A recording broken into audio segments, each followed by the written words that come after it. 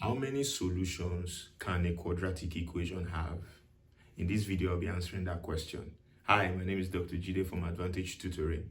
So, when you have a quadratic equation, first know what form a quadratic equation is usually in. It's in the form ax squared plus bx plus c equals 0, where a, b, and c are coefficients.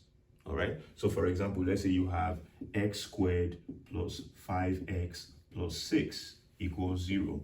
The coefficients for this one are a equals 1 because there is no number, it's 1 here. Then b equals 5, that's the coefficient of x, and c equals 6. All right, now mathematicians have noticed that anytime they plot a quadratic equation on the graph, it usually is something like this. So it's usually like this. So this is the x-axis and this is the y-axis. Of course, this is negative y and this is negative x. So mathematicians notice that anytime they plot a quadratic equation, it's always looking like this is called a parabola. All right, so it's a parabola, and the parabola cuts the x-axis, intersects the x-axis at two locations, and these locations are the solutions to this quadratic equation. So a quadratic equation will always have two solutions, two real solutions.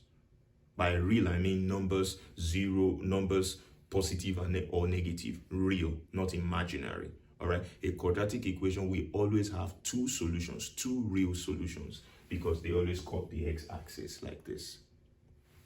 It's a parabola, and the parabola cuts the x-axis at these two locations. All right, now there are some cases where you have quadratic equations that don't have real roots. When they don't have real roots, they will be something like this. All right, they will not cut the x-axis. All right, so that's how you know how many solutions a quadratic equation can have. Two real solutions.